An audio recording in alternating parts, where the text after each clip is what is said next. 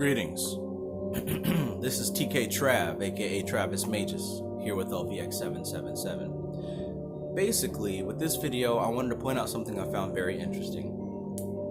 Today is Friday the 13th, and it's also a full moon.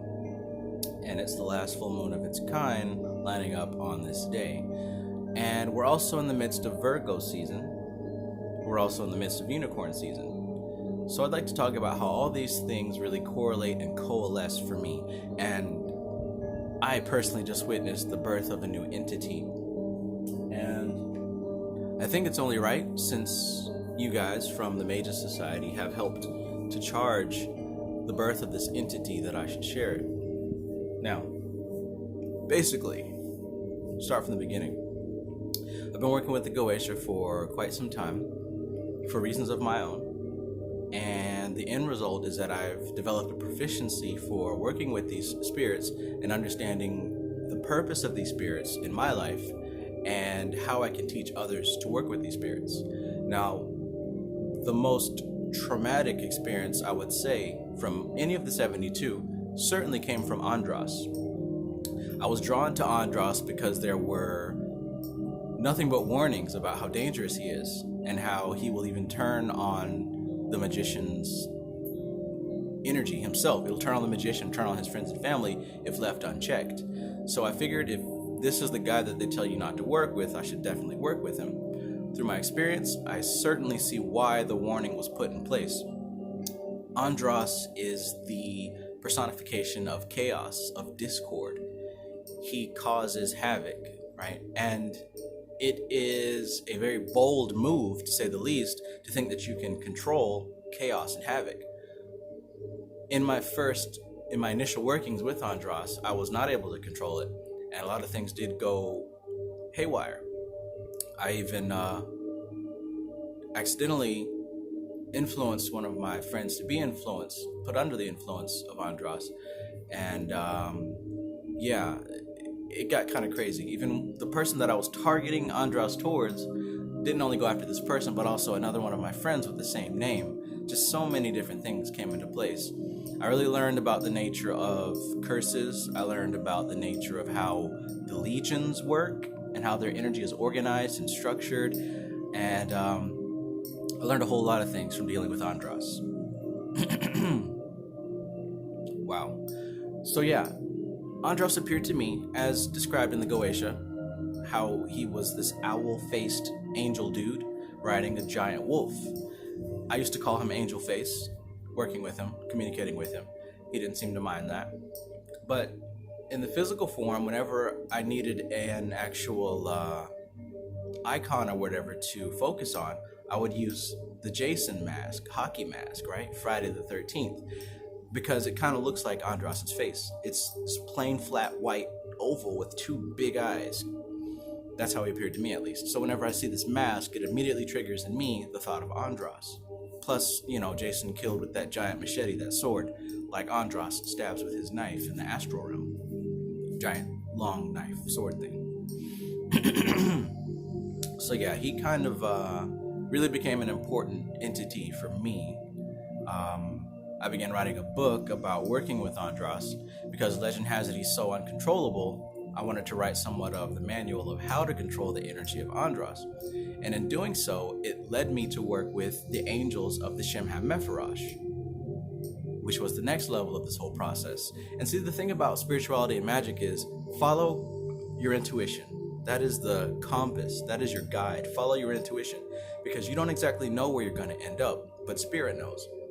And what I didn't know is that I was being led down a path of understanding totally how to access spirit and how to work with spirit willingly, right? Not just by accidents or by happenstance, but I was being guided along a path to understand everything along the way.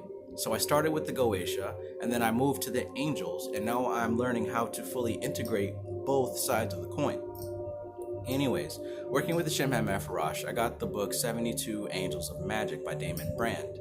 And in that book, I learned how to work with the 63rd angel, who was Anuel, who is the corresponding angel of Andras, okay?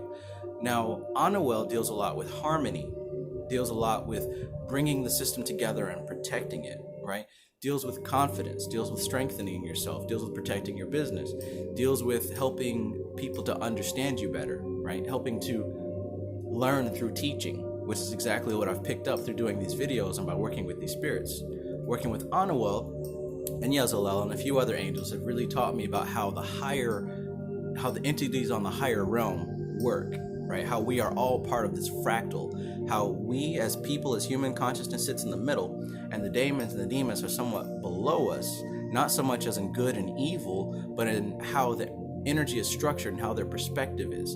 The daemons seem to work on specific smaller fragments of things that we as humans deal with, whereas on the converse, the angels that are somewhat above us deal with bigger pieces of the puzzle, deal with more longer term type of results.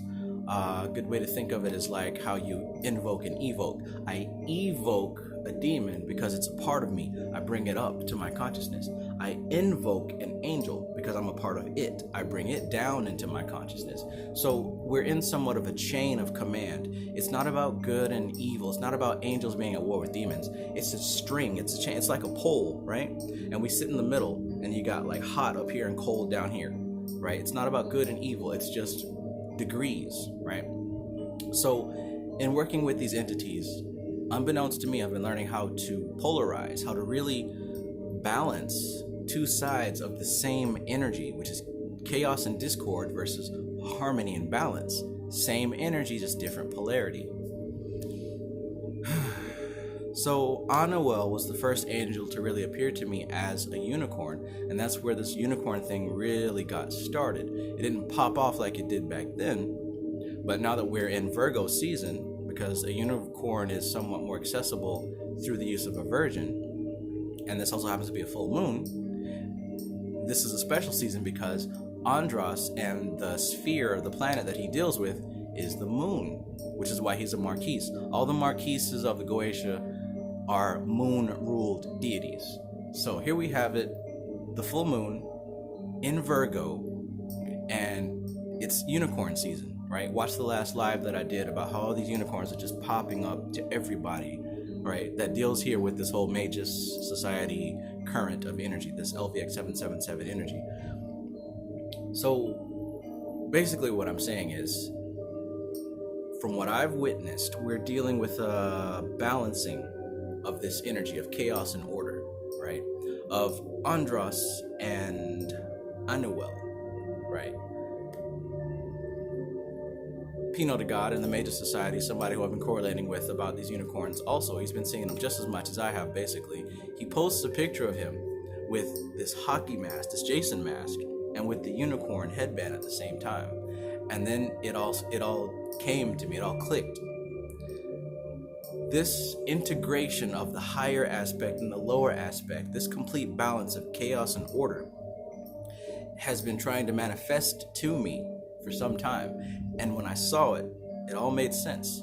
This is a new entity that rules over both chaos and order. Abraxas, right? The chicken god, Popeye's chicken that just happened.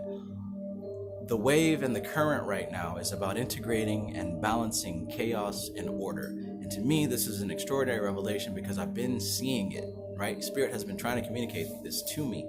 But anyways, tap into it. If you need a visualization, I just gave you a bunch of visualization keys. The full moon and Friday the 13th, Jason, hockey mask, Andras. This is Virgo.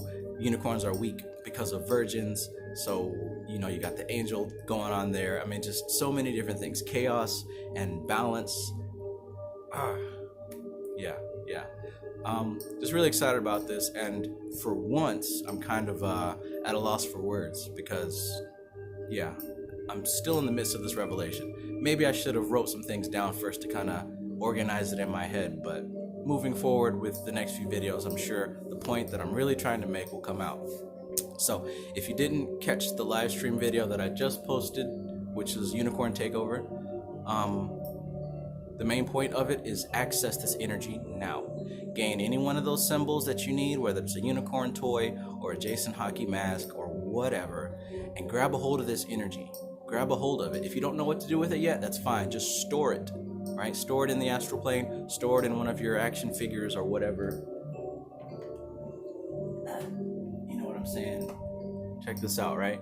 We got Chaos, which represents the symbiote, right? We got the unicorn here, represented by Storm.